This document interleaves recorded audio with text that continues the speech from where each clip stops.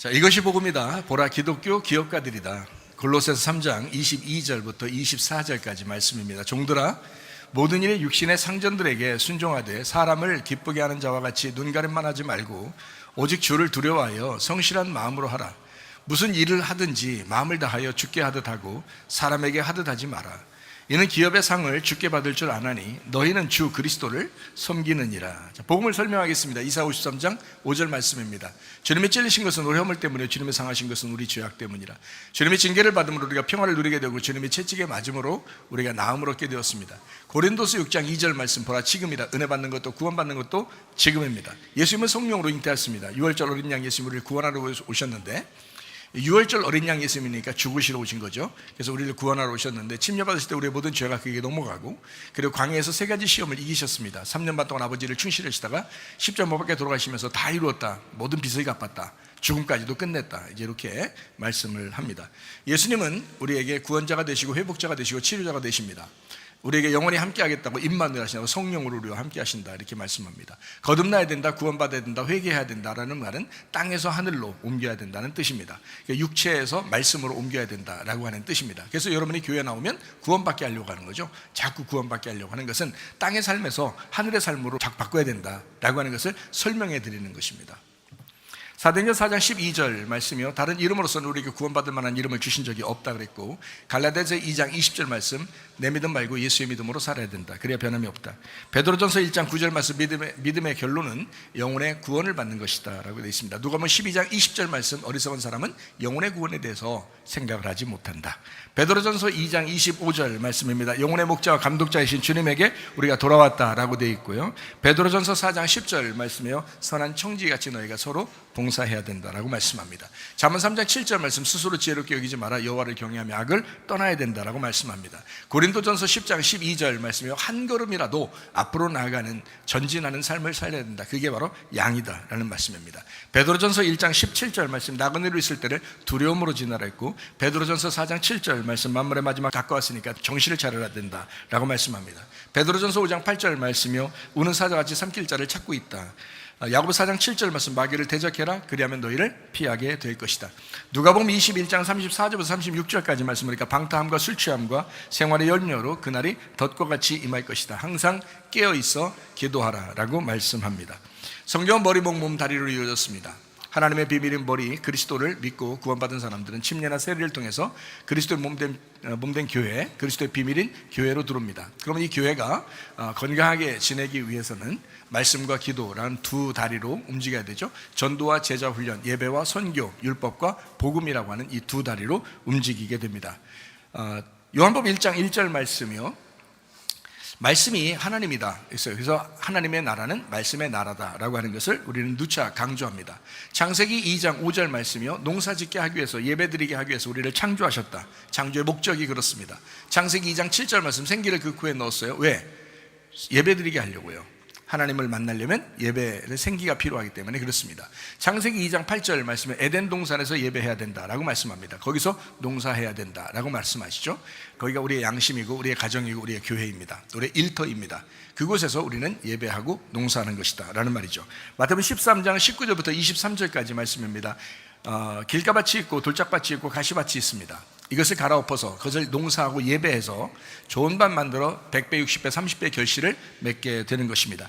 요한복음 4장 23절, 24절의 말씀입니다. 하나님은 예배하는 자, 영과 진리로 예배하는 자를 찾으신다 그랬습니다. 하나님은 영이시기 때문에 영과 진리로 예배해야 된다라고 말씀합니다.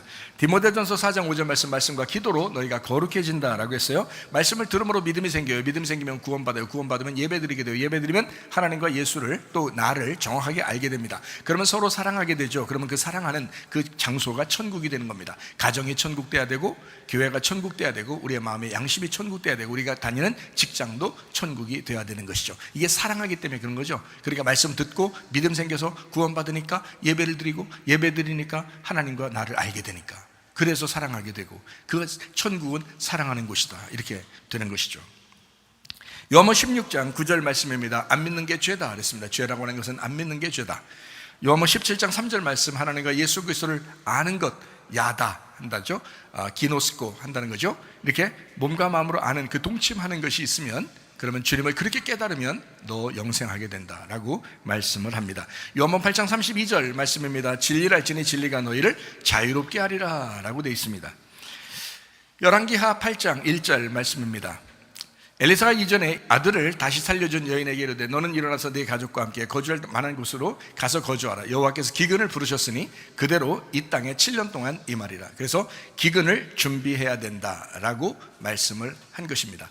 이것을 이 여자는 기근을 준비했습니다. 영적 기근을 준비한 거죠. 그래서 그 기근에도 살아남은 여자가 있었다, 이제 이런 이야기입니다. 여러분에게도 영적 기근이 오면 여러분 말씀을 자꾸 사모함으로써 그 영적 기근을 승리하시기를 바랍니다. 골로새 3장 22절부터 24절까지 말씀입니다. 기독교 기업가들이 가져야 할 그 마음입니다. 또 교회 다니는 사람들이 가져야 할 마음입니다. 종들아 모든 일에 육신의 상전들에게 순종하되 사람을 기쁘게 하는 자와 같이 눈가림만 하지 말고 오직 주를 두려워하여 성실한 마음으로 해야 된다. 무슨 일을 하든지 마음을 다하여 주께 하듯 하고 사람에게 하듯 하지 마라. 이는 기업의 상을 주께 받을 줄 아느니 너희는 주 그리스도를 섬기느니라. 자, 사람들이 눈속임 하는 사람들이 참 많죠. 그래서 눈속임 한다는 것은 이게 벌써 분리가 됐다는 겁니다. 가정에서도 그렇고 교회에서도 그렇고 사업에서도 그렇습니다. 직장 다닐 때도 학교 다닐 때도 이게 분리가 된다고 하는 것은 이 저 사람과 내가 다르다 있는 말입니다. 저 사람과 내가 다르다, 이 사업과 내가 다르다, 교회와 내가 다르다, 이렇게 얘기하는 거거든요. 그럼 분리된 거죠. 분리된 거를 선악과라고 하는 것입니다. 분리된 걸. 생명나무 어때요? 이게 하나가 돼야 된다. 하나 돼야 된다. 그래서 생명나무의 열매를 먹여주려고 주님이 죽으신 거잖아요, 우리에게. 그러니까 생명나무를 우리가 먹으려면 이 생명나무는 하나가 되어야 된다는 것을 의미하는 거거든요. 분리되면 안 되는 겁니다. 하나 되어야 된다. 그래서 요한복음 14장 20절 말씀해 보니까 그날에 내가 아버지 안에 너희가 내 안에 내가 너희 안에 있는 것을 너희가 알게 될 것이다. 예수님 부활하시고 나면 서로 하나 된다. 서로 하나 된다. 이게 분리가 되지 않는다, 이런 말이에요. 이것이 이제 요한계시록의 21장 22절의 말씀에 보니까 이렇게 성 안에는 내가 성전을 보지 못했는데 이는 주 하나님 곧 전능하신 이와 및 어린 양이 그 성전 되심이라 라고 말씀을 하고 있습니다. 그러니까 이게 분리가 되지 않았다라는 말이거든요. 이게 하나 되었다. 그러니까 어떻게 되면 새 예루살렘이라는 교회에 그 안에 어린 양 대신 예수님이 계시다. 성전 대신 예수님이 같이 계신다. 예수님 어린 양 대신 성전 대신 예수님이 안 보이잖아요. 안 보이는데 뭐만 있냐면 교회가 보이는 거고 새 예루살렘이 보이는 거고 내가 보이는 거예요. 그러면 그 안에 누가 사실 계신 거예요? 어린 양 대신 성전 대신 예수님이 계시는 거죠. 안 보이지만 그분이 계시단 말이에요. 그분이 우리의 주인이라는 거죠. 그래서 새 예루살렘 안에 성전이 있고 그 성전이 우리의 주인이 된다. 그러니까 여러분 안에도 어린 양 대신 예수님이 우리의 주인이셔요. 우리 교회도 주인이 어린 양 대신 예수님이셔요. 이분이 우리와 하나가 됐다는 거죠. 그래서 우리는 예수님을 만나면 잘해주려고 했는데 사실은 예수님은 우리한테 뭐라고 그러냐면 교회가 나야, 교회가 나라고. 그러니까 교회한테 잘하면 그러면 나한테 잘하는 거야 라고 주님은 말한단 말이죠. 근데 사람들은 생각할 때 아니요, 그 말고요, 난 교회한테는 별로 잘하고 싶지 않고 예수님한테 잘하고 싶어요 라고 얘기한단 말이에요. 그거 다 사기 맞은 겁니다. 사기 맞은 거예요. 성경을 모르는 사람이 가르친 거예요, 누군가가. 그렇죠? 잘못 가르친 거잖아요. 지금 예수님은 교회하고 하나 됐다고 얘기하잖아요. 어린 양과 새 예루살렘 성전이 하나라고 얘기하잖아요. 그리고 예수님 부활하시고 나면 너희가 내 안에 내가 너희 안에 있을 거고 그리고 하나님이 자기 안에 자기가 하나님 안에 있다는 걸 누구나 알게 될 것이다 라고 했거든요. 성령이 들어오시면 다 알게 된다는 거예요. 영적인 부분이니까 그 부분을 알게 되는데 이거를 모르게 누군가가 했다, 이건 이상한 거라는 거죠. 여러분 가정이 여러분하고 분리될 수 있습니까? 아니에요. 내 가정은 나라고요. 이해가 되십니까? 교회라고 하는 건 분리될 수 없어요. 교회가 나라고요. 내가 교회고 내가 가정이고 가정이 나라고요. 내가 직장이고 직장이 나란 말이에요. 자기가 삶의 터전, 자기가 살고 있는 그곳이 자기란 말이에요. 자기. 이해가 돼요? 그래서 자기가 하나님하고 관계가 어떠냐, 이게 중요한 거는 중심이 어디에 있느냐 이거죠. 그러니까 마치 자기는 주님을 엄청 사랑하는 것처럼 말은 하고 기도도 하고 그러는데 사실 교회에 대해서 별로 사랑하지 않는 사람들이 꽤 많다. 이거는 뭔가 착각하고 있는 것입니다. 성경을 잘못 본 거예요. 그러니까 제가 여러분에게 바로 잡아줄 책임이 저에게 있으니까 바로 잡아주잖아요. 그것도 누차 숱하게 제가 잡아주고 있습니다. 우리 교회만큼 이거 바로 잡아주는 데가 많지 않을 거예요. 이거 바로 잡아주잖아요. 그러니까 성경을 알고서 바로 잡아주는 거니까 이런 걸 말씀, 전체적인 말씀이다라고 말하는 것이죠. 그러니까 교회하고 나는 하나다. 너와 내가 하나 돼서 우리가 된다. 직장과 사업터와 내가 하나다. 학교와 내가 하나다. 요거를 분명히 하죠. 가정과 내가 하나다. 요거를 여러분이 아셔야 된다. 그래서 진정한 그리스도인이라면 목적을 가지고, 자, 교회를 하는 목적, 또는 뭐 사업을 하는 목적, 직장 다니는 목적, 가정생활을 하는 목적, 뭐 이런 것이 있어야 될 거 아니에요. 학교 하는 목적, 어떤 목적이 있잖아요. 그 목적은 선교와 구제입니다.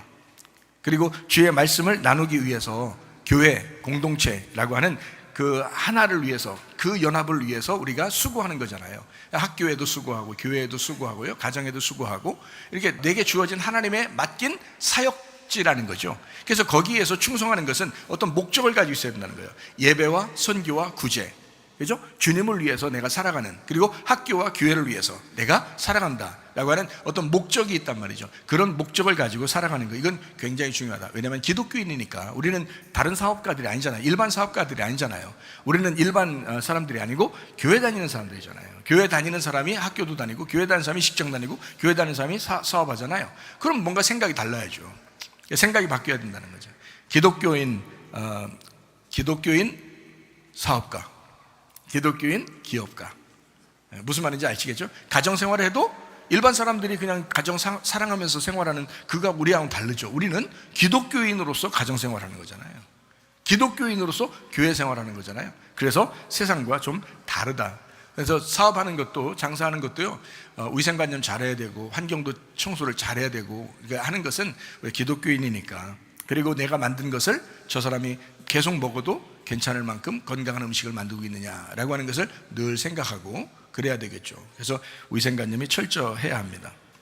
목사는 교회에 대해서 그렇게 생각합니다. 그래서 목사하고 사모는 어디에 가든 늘 걱정이 그 마음속에 그 예민하게 생각하는 것이 항상 교회, 그리고 교회 사람들 기도하고, 늘 날마다 기도하고, 이렇게 살아가는 것이, 이게 저의 삶이죠. 목사가 그 삶을 사는 거예요. 왜냐하면 교회가 나고 내가 교회니까 그렇게 하는 것입니다. 이것은 제가 알바처럼 사는 것이 아니라, 직원처럼 사는 것이 아니라, 교회에서 나는 진짜 주인의식을 가지고 주님과 한 마음으로, 한 뜻으로, 한 생각을 가지고 그렇게 생활하기 때문에 그런 것입니다. 사업하는 사람들도 마찬가지입니다. 우리에게 맡겨진 사업, 이것을 내가 직원처럼, 알바처럼, 그렇게 딱 시간제 직원처럼 하지 말고, 진짜 이 직장이, 이 사업이 나다, 내가 이 사업이다, 그렇게 주인의식 가지고 생활하면, 그러면 뭔가 다를 것입니다. 그죠? 사업하는 것도 뭔가 다를 거예요, 생각을. 그러니까 서로 주님 안에서 성실한 그리스도인들로서의 그 사업자, 이런 사람들이 돼야 된다. 하나님은 교회 안에서만 존재하신 하나님이 아닙니다. 분명히 아시죠? 가정에서도 하나님이 존재하시고요, 여러분의 직장에서도 하나님이 존재하시고요, 여러분의 그 교회에서도 하나님이 존재하실 뿐만 아니라 우리가 사업하는 그곳에도 하나님이 존재하십니다. 여러분이 다른 거 할 때도 다 하나님이 같이 계십니다. 그러니까 하나님은 여러분 분명히 아실 거예요. 여러분은 분명히 보고 있을 거라는 거죠. 그러니까 그리스도인의 삶은 반드시 성실해야 된다. 반드시 내 삶의 그 터전에서 내 삶이 예배가 되느냐, 예배가 그 삶이냐, 이것을 분명히 아셔야 된다. 삶이 우리의 예배가 되고, 우리의 예배가 우리의 삶이 되는 그런 진정한 예배, 하나님을 바라보는 예배자들이 되시기를 바랍니다. 열왕기하 12장 2절 말씀이요, 요아스는 제사장 여호야다가 그를 교훈하는 모든 날 동안에 여호와 보시기에 정직히 행했다라고 했습니다. 말씀 중심으로 살았다라는 말입니다. 요아스가 뭐라고요? 여호야시, 여호와께서 불 붙이셨다라는 말이고요, 여호야다라고 하는 것은 여호야다, 여호와께서 알고 동침하셨다, 야다라는 거 아시죠? 알다, 동침하다. 그러니까 하나님하고 하나 됐다 이 말이에요. 그게 여호야다예요. 그러니까 여호야다가 있는 동안, 말씀이 있는 동안 요아스가 항상 말씀 안에서 하나님 보시기에 정직하게 행했다라고 하는 거죠. 그러니까 여러분이 말씀을 벗어나서 행동하면 자기도 모르게 자기 생각이 자꾸 들어가잖아요. 그러다 보니까 실수하고 실패한다는 거죠. 그러니까 말씀이 있을 때 그 말씀 안에 우리가 말씀이 항상 내 곁에 있었으면 좋겠다, 여호야다가 내 곁에 늘 있었으면 좋겠다, 그 말씀이 나를 항상 지도했으면 좋겠다. 그래서 우리 교회 같은 경우는 말씀이 하루 종일 흘러나올 수 있도록 이게 만들어놨다는 거죠. 그러니까 우리 교회 다니는 사람이니까 우리 교회 이 말씀을 하루 종일 시간 있으면 듣는 거고, 아니면 시간이 없으면 틈나는 대로 틀어서 이걸 듣고 그 말씀이 나를 인도할 수 있도록, 내 주변에 그 배경이 되도록, 이 말씀이 나를 울타밀치도록 그렇게 만들면 그 삶이 말씀의 예배가 될 것입니다. 교회에 대해서 여러분이 한 번 더 생각을 해봅시다. 열왕기하 12장 6절 말씀입니다. 요아스 왕 제23년에 이르도록 제사장들이 성전에 파손한 데를 수리하지 아니했다라고 했습니다. 그 주인의식을 가지고 교회 생활하는 사람하고 그냥 알바 딱 시간제 알바처럼 교회 생활하는 사람하고 딱 구분해 드렸죠, 여러분. 함께 염려하고 함께 이걸 교회를 짊어지려고 하는 사람들은 주인의식 가진 사람들이거든요. 그죠? 목사하고 사모는 늘 교회에 대한 주인의식을 가져요. 목사가 아무래도 목사니까 그렇죠. 근데 성도들 중에서 집사 정도 되면요, 교회 주인의식 가져야 됩니다. 집사 정도 되면. 왜냐면 교회 집사라는 게 뭐예요? 말만 집사님 그러니까 기분 좋아요? 저는 부담스러울 것 같은데, 내가 만약에 집사인데 교회에 내가 집사처럼 행동하지 않으면 나는 부담스러울 것 같은데, 내가 집사라면 누가 집사님 그러면 내가 좀 정직하게 내가 참 집사지 이렇게 그렇게 생활할 정도 되면 주인의식을 가지고 일을 해야 되거든요. 집사라는 단어가 이게 일꾼이란 단어예요. 일꾼. 그러니까 교회에 대한 일꾼, 요거를 집사라고 그래요. 어떤 부잣집도 집사를 두죠. 거기 이제 가정부나 이런 사람들 집사라고 그러거든요. 좀 부잣집도 그래요. 그러면 교회는 하나님의 집이에요. 하나님의 집인데 여기에다가 집사를 뒀어요. 근데 집사가 대충 해요? 부잣집에서 가만 놔두겠어? 그 사람을 대충 하면? 하나님은 그 부자보다 더 부자야. 근데 교회를 우리한테 맡겨놓고 야 집사야 일 좀 해줘 이랬는데 집사가 집사다운 일을 하지 않는다. 그동안 그렇게 살아왔다면 회개하시기 바랍니다. 그동안 그렇게 살아왔다면 내가 집사만큼 살았는가? 내가 집사답게 살았는가? 내가 집사처럼 살았는가? 아니면 회개하시라 이 말이야. 회개하면 되는 거예요. 내가 이렇게 살았어요. 어떡하지? 하지 말고 오늘부터 회개하고 주를 위해 살면 돼. 교회를 위해 살면 돼. 다시 그동안 지난 거 가지고 이렇게 막 머리 싸매고 이렇게 할 필요 없어요. 오늘부터 회개하고 다시 집사처럼 살면 돼요. 집사는 이런 거야 라고 성경에도 나와 있어요. 그러니까 집사는 이런 거야 라고 집사처럼 살면 돼요. 목사님이 말씀하고 기도에 집중할 수 있도록 여러분이 나머지를 다 담당할 수 있는 사람들이 돼야 돼. 그게 집사야. 성경에 그래서 그 살생전에 집사 나오는 거예요. 집사 뽑는 거고. 그리고 집사는 이래야 돼 라고 할 때 목사는 이래야 돼 하고 똑같잖아요. 디모데서에 보면. 왜냐하면 그게 자격이 똑같다고요. 자격이. 그러니까 목사나 집사나 똑같은 사람들이란 말이에요. 일꾼으로. 그래서 저도 일꾼으로 이 교회에 부름받고 일하는 거예요. 여러분 집사는 일꾼으로 세운 거예요. 목사가 필요에 의해서 여러분을 세우는 겁니다. 그래서 교회 일하라고 집사를 세워놨더니 집사가 자기 생활이 더 중요해? 교회보다. 이게 무슨 집사예요? 말도 안 되죠. 여러분 집사는 여기에 이게 직장입니다. 교회가 직장이라고. 집사는 교회가 사역터라고요. 이게 하나님 맡겨주신 직장이라고요. 이게 철저하셔야지. 집사 생활 제대로 못했는데 다른 거 하나님이 시키겠어요? 안 시켜. 여러분 집사 생활 제대로 못했는데 무슨 다른 걸 시켜요 하나님이? 말도 안 돼요. 여러분 하나님 앞에서 교회에서 집사인데 여러분 당당하게 하나님 앞에 가슴 딱 대고요, 하나님 제가 집사입니다 해봐요. 여러분 지금 하라는 게 아니고 지금 해보라는 게 아니라 진짜 여러분 양심상 제가 하나님 집사입니다 이렇게 말하면서 기도할 때 눈물 펑펑 흘리지 않으면 그건 집사도 아니야. 그건 집사도 아니라고. 하나님 제가 집사입니다. 근데 눈물이 안 나? 이건 집사도 아니야. 우리 교회에서. 그러면 하나님은 집사라고 인정 안 해요. 그냥 교회에서 목사가 교회 좀 오래 다녔으니까 집사 세운 거예요. 하나님은 그 사람을 집사라고 여기지 않아. 알아요? 정신 차리셔. 회개하셔. 그리고 집사답게 살다 주님 만나시기 바랍니다. 집사의 직분을 잘하면 아름다운 지위를 얻는다 그랬어. 하나님이 기뻐하시는 사람이 되는 거야. 여러분 집사가 뭐 하는 사람이요? 일꾼이요. 일꾼. 교회에서 그런 집사가 있다. 근데 의외로 교회를 사랑하지 않는 사람들이 참 많다. 성전을 사랑하지 않는 사람들이 꽤 있었다. 그 당시에도 제사장들이 성전을 사랑하지 않아. 관심을 갖지 않아요. 아름다웠던 성전도 다 이제 허물어지고 있는데 고치지도 않아. 내비도 막. 그래서 제가 생각을 해봤어요. 요즘 시대에는 우리 교회는 그렇게 우리는 교회는 그래도 유지하면서 살아가고 있는 우리 교회인데요. 괜찮은데 정말 월세 내면서 세금도 부족해가지고 어려워서 교회도 문 닫을까 말까 하는 그런 교회들도 꽤 있어요. 우리나라 교회는 월세 교회들이 굉장히 많아요. 상가 교회들이. 그리고 교회를 졌는데도 이자도 못 내가지고 그 교회가 문 닫고 부도 내고 목사님 딴 데로 가고 성도들도 흩어지고 이런 교회들도 굉장히 많아요. 저는 목사니까 얘기를 듣잖아요. 그런 교회 되게 많아요. 교회 문 닫은 교회들 되게 많고요. 그 왜 그럴까요? 그거를 책임지려고 하는 집사들이 부족했다는 겁니다. 동역자들이 부족했다는 겁니다.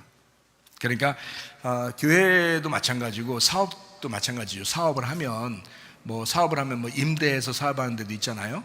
그러면은 거기에서 자기가 월세를 책임지고 세금을 내려고 그러고 이런 사람들이 이제 사업자고 그 사람들이 주인이잖아요. 그러니까 주인 의식을 가진 사람들이죠.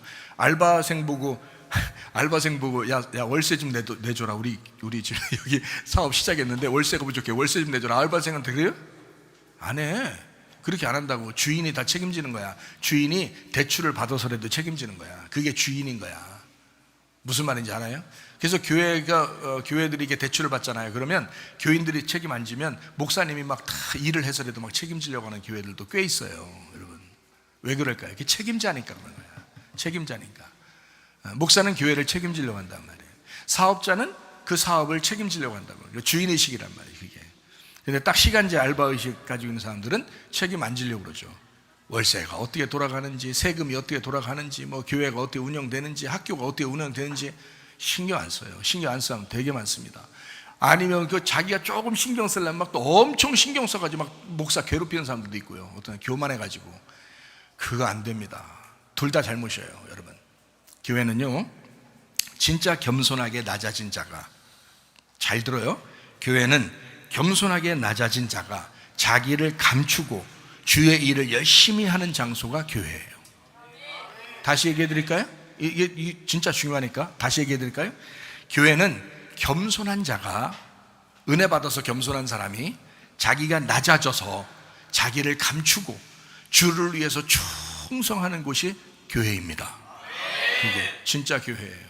그런 걸 진짜 교회, 그걸 진짜 교인, 진짜 성도. 우리 교회는 그런 사람들이 많아서 축복, 많을 거기 때문에 더 축복. 교회 주인의식 가지고 책임지는 거 참 중요합니다. 이거요. 자, 아시겠죠? 진짜 여러분 그렇게 해보세요. 그런 마음 가지고 살아보세요. 일평생 후회 않고 살아갈 수 있습니다. 나중에 죽을 때면 내가 이렇게 살다 왔어. 주님의 교회를 내가 이렇게 봉사했다니, 주님의 교회를 위하여 내가 이렇게 헌신했다니, 야, 자랑스럽다, 정말 감사하다, 이런 기회를 하나님 앞에 받았다니 너무 감사하다, 이러면서 아마 갈 거예요. 찌들어 살다가, 자기 집안을 위해서 찌들어 살다가 그냥 어떻게든지 염려, 근심, 짜증, 불평, 불만 막 이렇게 하다가 교회를 위해서 제대로 하지도 못하고 내가 왔다. 주님 만나보세요, 여러분. 얼마나 후회스럽겠어요. 인생 헛살은 거야, 그거. 주님이 몸된 교회를 위해서 자기 목숨을 버리고 이 교회를 지켜달라고, 보호해달라고 우리한테 맡겨놨더니 집사가 다 망쳐버린 거야. 자기 인생을 망쳐버린 거야. 자기 영혼을 망쳐버린 거야. 영혼이 구원받으라 했더니 영혼을 망쳐버리고 와버린 거야, 하나님 앞에. 이게 얼마나 안 좋은 거냐고. 자, 우리 교회 어떻게 사셔야 되는지 아시겠죠? 바로 목사와 같은 마음 가지고 사는 사람들을 동역자라고 합니다. 그런 걸 집사라고 그런 겁니다. 그러니까 목사가 목사 입에서 얘기하니까 참, 목사가 목사 입에서 얘기하니까 좀 그래. 집사님들끼리 서로 자기들끼리 이런 얘기를 해줘야 돼. 집사는 이런 건데 이러면서 자기들끼리 얘기해주면 얼마나 편해, 목사가. 근데 목사가 자기가 혼자 자기 얘기하네. 중은 자기 머리를 못 깎고요, 목사는 자기 머리 자기 혼자 깎고. 목사는 어쨌든 그래도 가르쳐야 되니까, 그래도 이런 것도 가르쳐야 하니까, 또 이 말씀을 듣는 다른 데 있는 사람들도 있으니까 그분들도 이 말씀을 듣고 회개하셔야 되니까, 그리고 주를 위해 살다 가야 되니까, 교회를 위해 살다 가야 되니까, 그래서 말씀을 남겨놓는 것입니다. 로마서 16장의 말씀에 보면 바울이라고 하는 사람이 자기 동역자들의 이름을 한 사람 한 사람 써놨습니다. 얼마나 귀중하면 그 한 사람 한 사람 이름을 써놨을까. 그래서 여러분은 분명히 잊어버리지 않으셨죠? 로마서 16장을 꼭 읽어야 된다는 거. 집에 가셔서 로마서 16장을 꼭 읽어보고 가슴을 치고 가슴에 손을 얹고 하나님 앞에 기도하며 좀 펑펑 울으셔요. 한 번 인생 사는 거, 우리 목사님이 나를 정말 집사로 인정하고 있을까? 우리 주님은 나를 집사로 인정하고 있을까? 이거요, 여러분 인생에 달려있는 것입니다. 여러분 영혼의 구원에 달려있는 것입니다. 굉장히 중요한 얘기들이거든요. 대충 인생 살지 마시기 바랍니다. 진짜 성실하게 한번 살다 한번 가보셔요. 그래서 우리가 사업을 하는 것도 마찬가지고 교회를 하는 것도 마찬가지고 어떻게 해요? 같은 마음을 가지고 생활하는 것을, 주인의식 가지고 생활하는 것을 동역자라 이렇게 말한다. 그러니까 사업할 때도 동역자가 있으면 힘이 나죠. 교회도 함께 있으면 서로 여러 사람이 하면 힘이 나죠. 동역자들이 많으면 힘이 나는 겁니다. 그래요. 그렇게 생활하다가 주님 만나시기를 바랍니다. 골로새서 3장 22절부터 24절까지 말씀입니다. 종들아, 모든 일에 육신의 상전들에게 순종하되 사람을 기쁘게 하는 자와 같이 눈가림만 하지 마라. 오직 주를 두려워하여 성실한 마음으로 해라. 무슨 일을 하든지 마음을 다하여 주께 하듯 하고 사람에게 하듯 하지 마라. 이는 기업의 상을 주께 받을 줄 아나니 너희는 주 그리스도를 섬기기 때문이다. 주인의식 가지고 동역자가 돼서 교회와 사업터에 여러분이 일을 한다면 하나님이 얼마나 좋아하실까. 어려운 짐을 지고 함께 가는 사람을 동역자라 그런 것입니다. 쉬울 때는 같이 갈 수가 있죠. 쉽게 웃으면서. 근데 어려운 일 당할 때는, 사업하는 사람이 어려운 일 당하면 정말 힘들거든요. 교회하는 사람이 정말 어려운 일 당하면 힘들거든요. 그때 같이 있는 사람이요, 같이 짊어지고 어려운 짐을 같이 짊어지는 사람, 그게 동역자예요. 그게 동역자. 그런 사람들이 바울에게 있었다는 거예요. 그래서 바울은 그 자기가 어려울 때를 기억하면서 그 어려울 때 함께 있는 사람들의 이름을 적은 거예요. 로마서 16장에 그 사람들이 나의 동역자들이다. 나의 동역자들이다. 내가 어려울 때 함께한 사람들이다. 여러분, 하나님 어려워요? 하나님이? 아니, 하나님이 지금 어려우시겠냐고. 이 땅에서 하나도 안 어려우셔요. 하나님은 이미 십자가 못 박혀 돌아가시고 부활하시고 이미 하나님 되셨어요. 이미 다 풍성하셔요. 어려움 안 당한다고요. 근데 이 하나님이 우리에게 맡기신 가정이 있고, 맡기신 사업터가 있고, 맡기신 학교가 있고, 맡기신 교회가 있습니다. 여기는 이 땅에서 살고 있기 때문에 어려움을 당할 수가 있습니다. 그럴 때 우리 보고 동역해라. 동역자들을 구해서 함께 동역해라. 그래서 이 교회를 살려라. 가정을 살려라. 사역터를, 이 너희의 직장을 살려라. 너희의 학교를 살려라. 이렇게 말할 거 아니겠습니까? 그때 뒤로 빼는 사람들이 있었다. 그 뒤로 빼는 사람들 어느 날 주님을 다 만날 것이다. 심판으로 만날 거냐, 칭찬으로 만날 거냐, 여러분이 하기 나름입니다. 여러분 어떻게 주님을 만날 것이냐 하러 보는 건 여러분이 하기 나름이에요. 지금 여러분의 영혼을, 지금 여러분의 혼의 삶을 어떻게 살아가느냐 하는 것은 굉장히 중요합니다. 그래서 영과 혼과 몸이, 이 세 개가 흠없이 보존되기를 원한다. 이 세 개로 나누면 3분설, 두 개로 나누는 것은 영혼, 몸, 이렇게 2분설. 이것이 다 하나가 됐다, 이것을 1분설. 하나 됐다. 그래서 영, 혼, 몸, 이렇게 된 건 헬라 사상, 그리스 사상. 영혼, 몸, 이건 히브리 사상, 구약 성경의 히브리 사상. 신약 성경에는 영, 혼, 몸, 이렇게 3분설, 3개 이렇게 나누어서. 근데 이것이 다 하나 돼야 된다. 애굽, 광야, 가나안 땅에 들어가면 이게 다 하나 돼야 된다. 휘장이 다 찢기고 하나 된다. 그래서 뜰, 성소, 지성소 가면 하나가 돼야 된다. 서로 다 하나. 그래서 지성소 안에서는 이 밑으로는 다 하나가 되죠. 왜냐하면 휘장이 다 찢어지고 올라가는 거니까. 그죠? 예, 그래서 하나 된다. 그러면 다 하나다. 생명나무는 하나 만들려고 하는 거고요. 선악과는 나누려고 하는 것입니다. 예, 선악과 두 개의 말씀으로 세 개를 나눠서 3분설로 나누는 겁니다. 그를 두 개의 말씀이 3분설로 나누고, 그 다음에 이것을 하나로 엮는 것이 생명나무예요. 성경이 그렇게 되어 있습니다. 그러면 성경을 잘 이해할 수가 있죠. 성경이요. 자, 우리 오늘 성경을 한번 이렇게 몇 가지를 이렇게 보게 되면 아주 중요한 내용 중에 하나가 이런 거거든요. 잠언서 13장 20절 말씀에 지혜로운 자와 동행하면 지혜를 얻고 미련한 자와 사귀면 해를 받는다라고 되어 있습니다. 여기에 미련한 것이 있고요, 지혜로운 것이 있습니다. 어떤 사람은 진짜 머리 나빠가지고 미련한 사람도 있겠죠. 어떤 사람은 머리 좋아서 지혜로운 게 있겠죠. 그거요, 성경적으로 보면 미련하다, 지혜롭다라는 말이 그런 말이 아니에요. 성경적으로 보면. 그러니까 요거를 제가 이제 좀 구분해주고 계속 말씀을 이어가도록 하겠습니다. 미련한 거라고 하는 건요, 사람 죽이는 것입니다.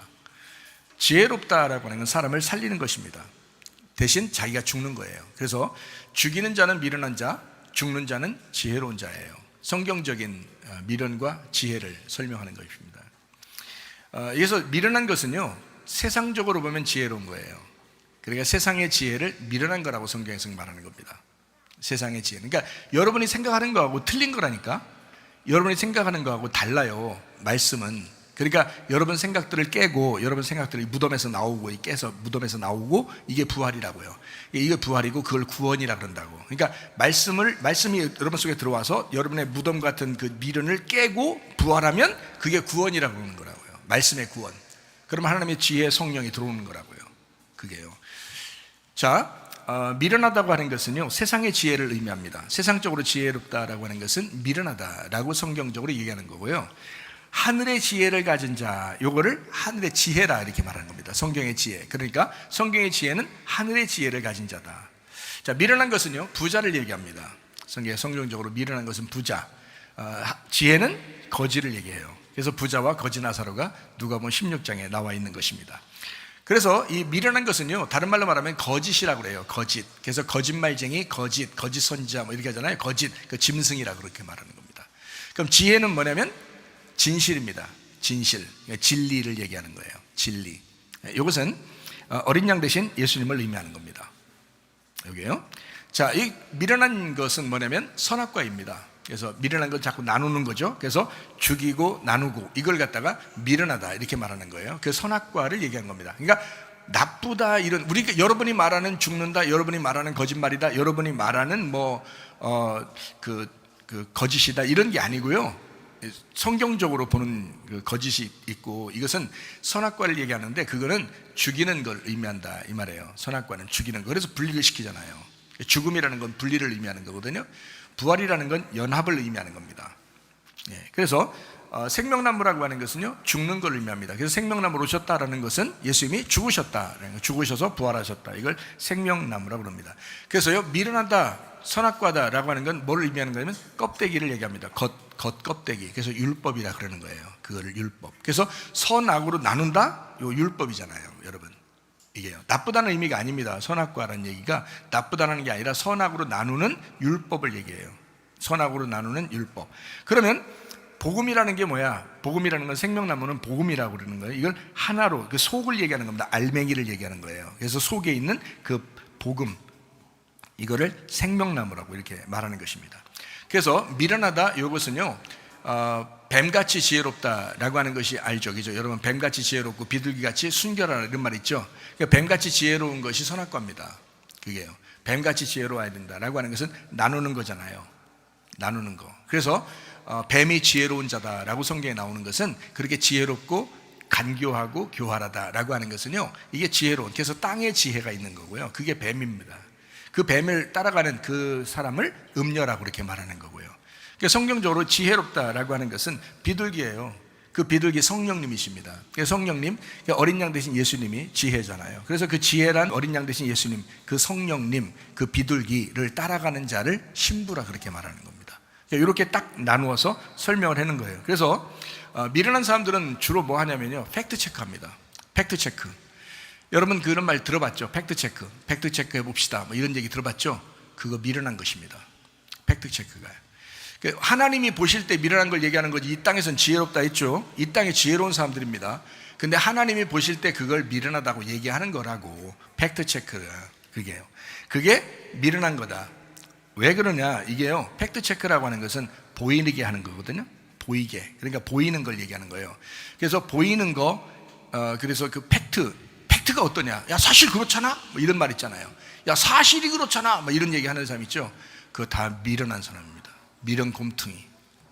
아니, 그건 제가 지금 이 땅에 있는 사람 얘기하는 게 아니잖아요. 지금 하늘에서 볼 때 그렇다 이 말이에요. 팩트 체크합시다. 뭐 보이는 대로 야 사실이 그렇잖아. 뭐 이렇게 하는 거예요. 그렇게 말하는 사람들 주변에 또 그 사람들이 있는 데는 무조건 싸움이 일어납니다. 무조건 싸움이라고 무조건 분리가 됩니다. 잘 보세요, 여러분. 그죠? 그 사람들이 있는 팩트 체크해봐. 사실 그렇잖아. 막 이러면서 대드는 사람들 보면요, 다 싸움이 일어납니다. 그죠? 그런데 잘 생각해봐요. 우리는 하늘의 사람들이에요. 하늘의 사람은 팩트 체크를 하는 게 아니야. 진리 체크하는 거예요. 진리를 체크하는 거예요. 그러니까 진리가 무엇이냐라고 하는 걸 체크해야 되거든요. 그럼 진리가 무엇이냐? 이거는 안 보이는 겁니다. 그러니까 팩트 체크는 보이는 거고 진리 체크는 안 보이는 거예요. 그러니까 팩트 체크가 이기죠, 이 땅에서는. 보이니까. 근데 우리는 뭘 따르는 사람이에요? 보이는 걸 따르는 거예요? 보이지 않는 걸 따르는 거예요? 보이지 않는 걸 따르는 거라니까요. 하나님 창조하셨대. 안 보이죠? 그러니까 이 사람들이 땅에서는 이 사람들 팩트 체크한 사람들이 이기지만 우리는 믿음을 가진 사람들, 믿음 가진 사람들은 진리 체크하는 거라고. 진리는 안 보이는 거란 말이에요. 앞에 있는 거란 말이에요. 그죠? 그러니까 그 하나님이 창조하셨다. 하나님 계셔. 하나님 영이셔. 하나님 말씀이셔. 천국은 있어. 라고 하는 건 이건 팩트 체크가 아니라 진리 체크라는 거예요. 보이지 않는 것을 체크하는 거다. 이런 얘기죠. 그래서요, 보이지 않는 것에서 보이는 쪽으로 와서 완성하는 게 진짜 완성인 거예요.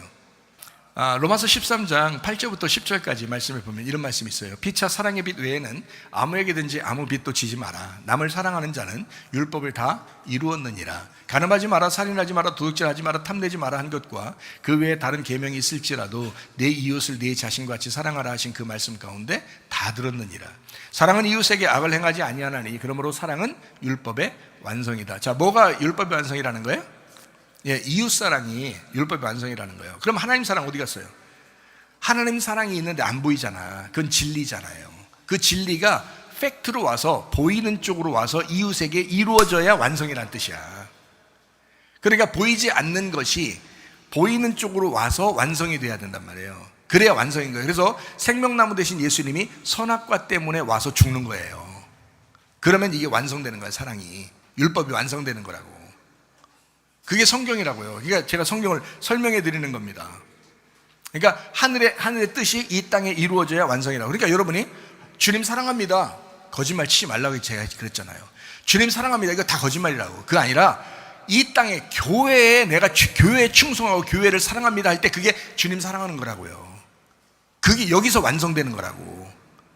하늘에 주님 사랑합니다라는 거 100번, 1000번을 얘기해 보세요. 그게 교회 사랑하지 않으면 그게 이루어지나? 안 이루어지게 돼 있어요. 주님의 뜻이 이 땅에 이루어져야 그게 완성이라고. 하나님의 사랑이 이웃 사랑으로 완성돼야 완성이라고. 진리 체크가 팩트 체크로 와가지고 사실이 될 때 그게 진짜란 말이에요. 진리는 다 멀리하고 팩트 체크해 봅시다, 팩트 체크해 봅시다 그러면요, 그건 보이는 것만 다 믿게 돼 있어요. 보이는 것만 얘기하게 돼 있어요. 그러니까 그 사람들 옆에는 무조건 싸움이 일어나. 근데 진리 체크를 해야 돼. 진리의 말씀이 내 속에 있느냐. 그래서 그렇게 내가 이 생활에서 삶에서 내 혼이 살아가고 있느냐. 그게 진짜라는 거죠. 그게 진짜. 자, 그래서 미련한 것은요, 악한 목자를 의미합니다. 미련한 것은 악한 목자. 지혜라고 하는 것은 선한 목자를 얘기하는 거죠. 그래서 악한 목자는 뭐냐면 보호하지도 않고 자기만 배부른 것을 악한 목자라고 그럽니다. 선한 목자는 뭐예요? 양들을 보호하고 양들을 위해서 충성하고 양들을 위해서 최선을 다해서 그 양들을 보호하고 살리는, 그게 이제 선한 목자라는 거죠. 그게 선한 목자. 그러니까 선한 목자는 지혜라고요. 그게 진리라고요. 그게 예수님이라는 것입니다. 자, 그러니까 보호하지도 않고 악한 목자는 사실을 먹이려고 그러고, 목자답지 못한 목자, 이걸 악한 목자라고 그러고요. 선한 목자는 목자다운 목자, 진리를 먹이려고 하는 거라는 거죠. 진리를 먹이려고 한다. 제가 사실이 무엇인지, 진리가 무엇인지 지금 구분하니까 여러분 이해가 되겠어요? 어떤 게 미련한 것인지, 어떤 게 지혜로운 것인지 얘기해 주니까 이해가 되겠어요? 여러분 지혜로 살길 바랍니다. 지혜자와 함께 동행하시길 바랍니다. 진리를 먹으시라 이 말이에요. 진리를 나는 전달해 줄 수 있어야 하고 여러분은 진리를 먹어야 된다 이 말이에요. 무슨 말인지 아시겠죠? 그런 말씀으로 봐서 우리는 어려운 짐을 함께 짊어질 수 있는 사람들, 이게 동역자라고요. 누가복음 16장에 보면 부자와 거지 나사로가 있습니다. 사도행전 7장에 보면 사울과 스데반이 나옵니다. 창세기 4장에 보면 가인과 아벨이 나옵니다. 창세기 11장 12장에 보면 창세기 11장에는 바벨탑이 나오고 창세기 12장에는 아브라함을 하나님이 부르신 것을 나옵니다. 뭐가 다른지 아시겠어요, 여러분? 하나는 종교적이고 하나는 복음적이라는 얘기죠. 교회 다니는 사람 중에서 어떤 사람은 가인처럼 사는 사람이 있고, 어떤 사람은 사울처럼 사는 사람이 있고, 어떤 사람은 부자처럼 사는 사람이 있고, 어떤 사람은 바벨탑 예배를 드리며 사는 사람이 있다는 얘기죠. 근데 어떤 사람은 거지 나사로처럼 사는 사람이 있어요. 스데반처럼 죽는 사람이 있어요. 아벨처럼 죽는 사람이 있어요. 어떤 사람은 아브라함처럼 하나님이 부르시는 사람이 있어요. 자, 어떻게 여러분 살아야 진짜 하나님이 받으시는 지혜의 사람이냐? 무슨 말인지 아시겠죠? 그러니까 부자, 스데반을 죽이던 사울, 아벨 죽이는 가인, 그리고 바벨탑 예배 드리는 자, 다 미련한 자들이라는 거죠. 지혜로운 자는 거지 나사로, 스데반처럼 죽는 자, 아벨처럼 죽는 자, 아브라함처럼 하나님 앞에 부름받는 자, 이런 거라는 거죠. 요한복음 4장 23절 24절의 말씀, 하나님은 영이시니 그렇게 예배하는 자를 찾는다라고 했습니다. 하나님은 영이시니 예배하는 자가 영과 진리로 예배해야 된다. 예배가 바뀌었습니다. 바벨탑 예배가 아니라 영과 진리의 예배로 바뀌었습니다. 여러분 어떤 예배를 드리길 원하십니까? 종교적인 사람 되길 원하십니까? 아니죠. 그건 율법이죠. 그러나 율법이 아니라 복음, 율법 안에서의 그 복음, 은혜의 예배, 영과 진리의 예배를 우리가 드리다가 주님 만나야 된다. 그러니까 진정한 예배를 드려야 된다. 지혜자의 예배를 드려야 된다. 요한복음 8장에 보면요, 바리새인들이 있고요, 그리고 가늠한 여자가 나옵니다. 어떤 사람이 미련한 자예요? 바리새인들이 미련한 자입니다. 예수님이 볼 때 그렇다 이 말이에요. 세상 사람들이 볼 때는 바리새인들이 더 지혜롭죠. 뱀의 지혜를 가졌죠. 그러나 예수님이 볼 때는 바리새인들이 미련한 거라 이거야. 바리새인들이 부자라 이거야. 바리새인들이 거짓말쟁이라 이거야. 그들은 껍데기 율법만 아는 자들이라 이거야. 근데 가늠한 여자는 어때요? 예수님 보실 때 지혜로운 사람이야. 그는 자기가 다 벌거숭이가 됐어요. 율법에 의해서 다 벌거벗겨졌어요. 그리고 그는 죄인으로서 주님 앞에 납작 엎드렸습니다. 겸손한 사람이 되었습니다. 이 사람에게 은혜가 있는 겁니다. 말씀을 아시겠죠? 종교에는 어떠냐? 불안해하는 사람, 두렵고 조급해하고 화나고 짜증내는 사람입니다. 이 사람은 종교인입니다. 자, 여러분 어떤 사람입니까? 종교인은 불안하고 두렵고 조급하고 화가 나고 짜증나, 그런 사람이 종교인이에요. 그리스도를 믿는다면, 정말 예수 믿는다면 그렇게 안 하겠죠. 그래서 진짜 교회 성도는 어떠냐? 조용하고 여유롭고 겸손한 사람들입니다. 사업을 같이 하든 교회를 같이 살든 가정에 같이 살든 어떻게 살아야 되겠어요? 우리가 조급하고 짜증나고 불안하고 두렵고 화나고 막 이런 사람하고 같이 있으면 어떻게 되겠어요? 기분 나쁘죠. 계속 분란일하죠. 교회도 마찬가지겠죠. 그런데 조용하고, 저 사람 만나면 조용하고 여유롭고 겸손해. 가정에서 하나 됩니다. 교회에서도 하나 됩니다. 무조건 그렇습니다. 어때요? 어떤 사람과 동행할 수 있겠어요, 여러분? 조용하고 여유롭고 겸손한 사람. 그러면 여러분이 직접 조용하고 여유롭고 겸손한 사람이 되면 됩니다. 여러분이 그런 사람 되면 됩니다. 그럼 누구나 여러분과 함께 동행하려고 하지 않겠습니까? 그죠? 얼마나 감사하냐 이 말이에요. 교회에 오면 애정결핍 가진 자를 많이 봅니다. 어릴 적에 자기가 자라나면서 받지 못한 애정의 결핍이 생겨서 교회에서 그런 결핍 채우려고 하는 사람들이 있습니다. 그러다 보니까 이 사람들은 짜증도 많이 나요. 화가 많이 나요.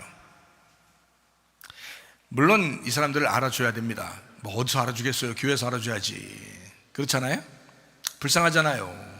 어릴 때 그렇게 자라났으니까 불쌍하잖아요. 그러니까 교회에서 좀 알아줘야죠, 당연히. 근데 어릴 때 그렇게 어렵게 자라났다고 해서 다 그렇습니까? 안 그렇거든요. 안 그런 사람도 있거든요. 그러니까 배우셔야 돼. 무식해서 그래. 배워야 돼. 내가 어릴 때 이렇게 상처를 받아서 이렇게 어렵게 자라나서 내가 이래요. 안 그런 사람도 있거든요. 안 그렇게 사는 사람도 있거든요. 그래서 배우시라고, 배워야 된다고 그래야. 자꾸 못 배운 사람처럼 그렇게 행동하지 마시라고요. 심리적으로 불쌍한 사람들입니다. 부모의 사랑받지 못하고 자라나고 주변 사람들에게 인정받지 못하고 자라났기 때문에 불쌍하긴 하잖아요. 근데 잘 한번 생각해봐. 그런 사람들이 대부분인데 그렇게 자기만 알아달라고 하는 사람들이 교회를 다녀. 그러니 교회에서 다 인정해 줄 수 없습니다. 여러분, 왜 나를 인정 안 해줘? 인정해줘야지. 너 불쌍하니까. 그러나 말씀 듣고 회개하라고 그랬지. 계속 네 자존심만 세우고 그러면 그게 어떻게 교회냐? 겸손하지 않잖아. 너만 알아달라고 하는 교만이잖아. 교만한 사람을 겸손하게 해달라고 그렇게 하나님 앞에 회개하고 오는 게 교회인데, 생각해 보세요. 뭔가 잘못됐잖아. 자, 무슨 말인지 아시죠? 그러니까 그렇게 그런 사람들이 교회에 많이 나오는데, 우리도 그러다 보니까 교회 오래 다니면서 이제 이런 사람들을 이제 인정도 해주고 그러기도 하죠. 근데 어떤 사람은 인정 못하는 사람도 있거든요. 그죠? 그러면 자기가 회개하고 배우고 설교 듣고 회개하고 그러면 되거든요. 근데 그렇게 안 하는 사람도 또 있어요. 교회 오래 다니잖아요. 뭐가 생기냐면 이 교만한 사람들은 자기 위치를 잡아. 그래서 집사가 되고 권사가 되고 장로가 되잖아요. 딱 자리를 딱 잡아. 다른 사람에게 자기를 좀 알아달라는 거지. 왜? 어릴 때부터 못 배웠잖아.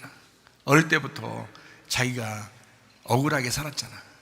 그러니까 그거를 한번 한을 풀어보려고 하는 거야. 교회 와서 애정결핍을 여기서 풀으려고 하는 거야. 여러분, 우리 교회 사람들은 안 그렇겠지만, 이렇게 말하면 또 여러분 난 안 그렇겠지 뭐 이렇게 했지만, 그러지 말고, 그런 사람 많거든요. 사람들마다. 그러니까 다른 데서 풀어. 여기 교회 와서는 풀지 마. 교회에서는 하나도 안 알아주니까. 교회는 그거 알아달라고 하는 데가 아니라 회개하는 곳이야. 자기가 낮아지는 곳이라고, 겸손해지는 곳이라고. 왜 몰라요 그거를? 내가 몇 번을 1년 동안을 얘기한 사람도 있는데 그 사람 안 고치더라고.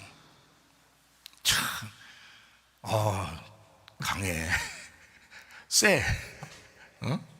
야, 그런 사람도 있더라고. 우리 교회 다니는 사람들은 그래서는 안 됩니다. 자기 성질을 다 죽이고요, 자존심 다 내려놓고요, 겸손하게 사셔야 됩니다. 사람들이 겸손하지 못하고 큰 소리치고 자기 알아달라고 막 주장합니다. 자존심 상하는 말 들으면 얼굴 표정부터 완전히 바뀌어버립니다. 내가 그런 사람들 많이 봤거든요. 나 질린 사람입니다. 제가 그런 사람들 아주 질린 사람이에요.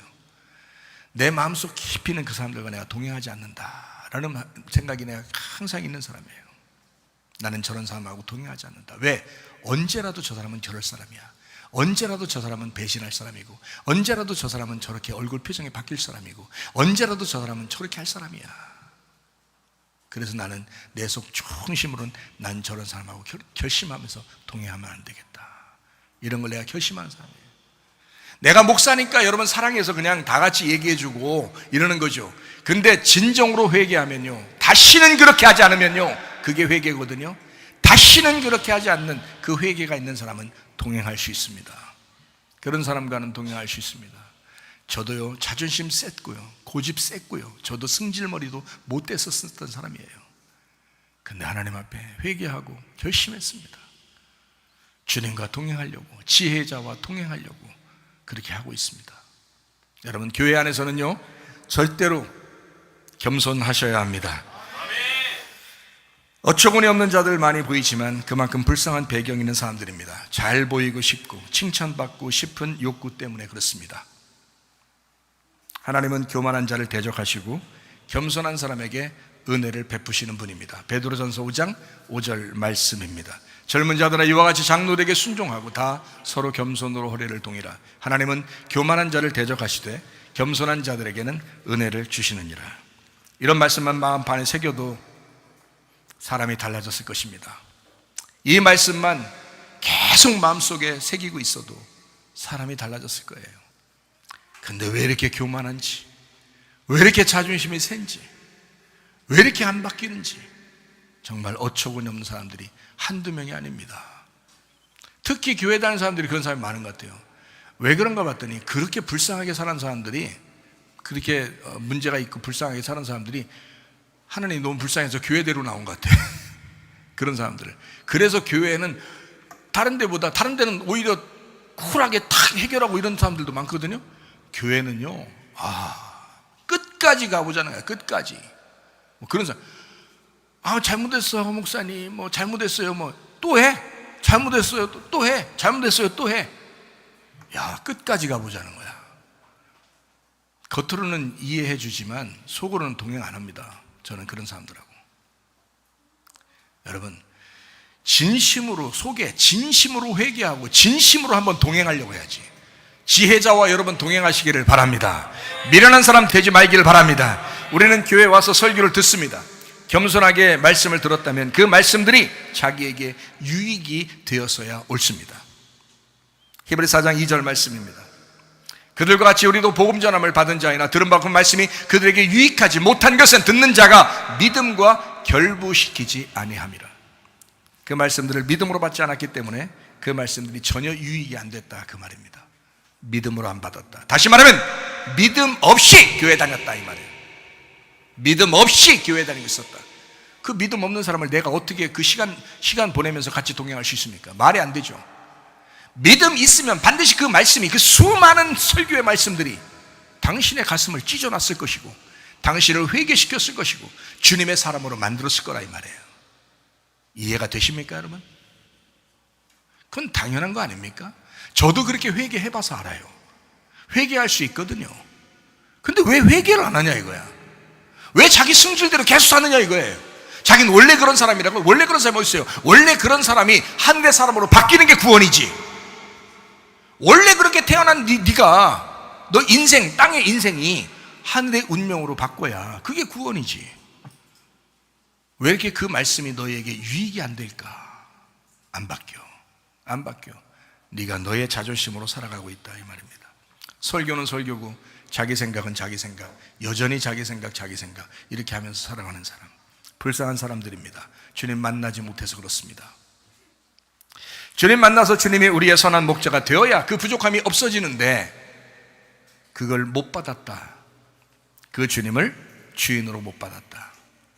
한마디로 주님이 목자가 되지 않아서 여전히 자기를 중심으로 살아가는 사람들, 미련한 사람들, 주님의 말씀을 잃어버린 사람, 자기를 직시하시기를 바랍니다.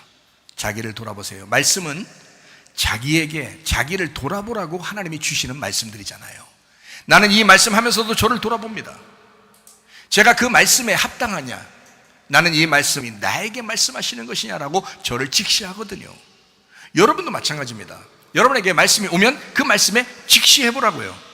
자기를 투명하게 거울로 비춰보라고요. 그 말씀을. 그런가 안 그런가? 까불지 좀 마시고 진짜. 주님을 만나서 주님이 우리의 선한 목자가 돼야 부족함이 없어집니다. 한마디로 주님이 목자가 되시면 우리의 모든 결핍이 사라집니다. 근데요, 주님이 우리의 목자가 되시지 않으면 결핍이 사라지지 않습니다. 계속 그런 사람으로 살아갑니다. 자기 중심 벗어나질 못해요. 내가 왜 이러지? 말씀 들을 때 어떨 때 은혜 받을 때는 막 좋은데 왜 이러지? 뭘 왜 이러지야? 네가 회개를 안 해서 그런 거지. 네가 진짜 회개를 안 해서 그런 거지. 뭘 왜 이러서야? 네가 진짜 회개를 안 해서 그런 거지. 그럼 네가 진짜 회개했다면 너의 승질머리 하나 고치는 건 우습지도 않다. 그건 엄청 쉬운 거야. 그렇지 않아요? 진짜 회개했다면 생각을 해보세요. 교회를 위해서, 주님을 위해서 살아가시기를 바랍니다. 이제 진짜 예수님이 목자가 되게 하시기를 바랍니다. 시편 23편 1절 말씀입니다. 여호와는 나의 목자시니 내게 부족함이 없으리로다. 모든 결핍이 사라지는 방법은 예수를 깊이 만나 예수가 목자가 될 때뿐입니다. 예수가 목자가 될 때, 그때만 가능합니다. 진짜 예수님을 만나 회개하시기 바랍니다. 다시는 자기 결핍 드러내지 말고 사시길 바랍니다. 주님을 진정으로 만나시기 바랍니다. 자기를 아낌없이 주고 가신 주님을 따라가시기를 바랍니다. 마가복음 8장 34절 말씀입니다. 자기를 부인하고 자기 십자가를 지고 가는 것, 이것이 주님을 따라가는 주님의 제자의 삶입니다. 여호야다가 주님 안에서 요시야 왕의 안내자가 되었던 것처럼 주님을 따르는 자는 주님과 동참하여 사는 자들이 되어야 합니다. 주의 말씀에 동행해야 된다. 요한복음 17장 3절 말씀입니다. 영생은 곧 유일하신 참 하나님과 그가 보내신 자 예수 그리스도를 아는 것이다. 사업에도 교회에도 주인의식을 가지고 동역자 정신을 가지고 살아가시기를 바랍니다. 교회나 사업이 다 마찬가지예요. 가정생활도 다 마찬가지입니다. 어떻게 할 때 이 동역자 정신을 가질 수 있다고요? 요한복음 14장 20절 말씀입니다. 내가 주님 안에, 주님이 우리 안에 이렇게 있으면 하나가 된다. 요한계시록 21장 22절 말씀입니다. 성 안에서 성전을 보지 못했다. 주 하나님 전능하신 이가 어린 양이 그 성전이 되셨다. 서로 하나가 됐다 이 말입니다. 자, 교회의 사랑이 주님의 사랑입니다. 말씀을 정리합니다. 너와 내가 하나 되어 우리가 돼야 된다. 무슨 말씀인지 아시겠죠? 가정에서도 마찬가지고 교회가 마찬가지고 사역터가 마찬가지입니다. 우리의 사업터, 학교, 직장 다 마찬가지입니다. 우리의 사업터, 내가 사업터고 사업터가 내다. 직장이 나고 내가 직장이다. 학교가 나고 내가 학교다. 내가 교회고 교회가 나다. 가정이 나고 내가 가정이다. 아시겠죠? 쉽죠? 어렵지 않습니다. 그래서 우리가 모두 다 하나 된 사람들. 자, 골로새 3장 22절부터 24절까지 말씀을 읽고 마치도록 하겠습니다. 종들아. 자, 종들아라고 하는 것은 누구야라고 하는 거예요. 자기 이름 하나씩 넣어서 꼭 읽어야 되겠어요? 그거 아니죠? 종들아, 그 말은 모든 직원들아 이 말이죠.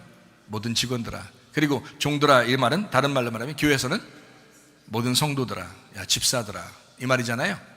집사들아, 종들아, 모든 성도야, 모든 직원들아, 모든 일에 육신의 상전들에게 순종하라.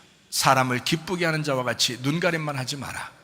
오직 주를 두려워하여 성실한 마음으로 해야 된다. 무슨 일을 하든지 마음을 다하여 주께 하듯 하고 사람에게 하듯 하지 마라. 이는 기업의 상을 주께 받을 줄 아나니 너희는 주 그리스도를 섬기느니라. 열왕기하 8장 1절 말씀입니다. 엘리사가 이전에 아들을 다시 살려준 여인에게 이르되 너는 일어나서 네 가족과 함께 거주할 만한 곳으로 가서 거주하라. 여호와께서 기근을 부르셨으니 그대로 이 땅에 7년 동안 임하리라. 기근을 준비해야 된다. 영적 기근이 오고 있습니다. 진정한 진리의 말씀 안에서 우리가 살아야 되는데 영적 기근이 올 때 그 기근을 준비하는 사람이 있어요. 지혜로운 사람들입니다. 그래서 하나님의 말씀을 저는 여러분에게 부탁합니다. 틈난 대로 하나님 말씀을 들으시기 바랍니다. 특별히 우리 교회에서 나오는 말씀들을 들으시기 바랍니다. 그게 굉장히 여러분에게 유익할 것입니다. 그것이 여러분에게 울타리를 쳐주게 되면요, 그 울타리를 쳐준 그 안에서 복음을 깨달을 것입니다. 그리고 주님을 경험하게 될 것입니다. 이거 굉장히 중요합니다. 그래서 말씀 안에 여러분 승리해야죠. 말씀 안에 천국을 이루어야지 다른 것 천국 이루는 거 없습니다. 우리가 빵을 만들잖아요. 그럼 빵이요 서로 밀가루들이 막 여러 개예요. 그러면 이게 밀가루 중에서 굵은 밀가루가 이렇게 덩어리 찐 건 못 써요. 가루가 돼야 돼요. 완전히 고운 가루가 돼야 돼요. 그래야 이거를 빵을 만들 수가 있거든요. 제가 생각해봤어요. 아담이 뭐 하는 사람이죠? 아담이 뭐 하는 사람이에요? 농사 짓는 사람이에요. 농사가 뭐라겠어요? 예배하는 사람이에요. 그래서 농사, 직장, 사업비, 교회라고 하는 일꾼하고 똑같아요. 그죠? 이렇게 똑같아요. 그래서 그걸 같이 얘기한 거예요, 여러분에게. 아담이 농사하는 사람이에요. 농사하면 이제 그 빵을 만들 수 있는 재료가 나오죠. 그러면 아담이 빵을 만들어.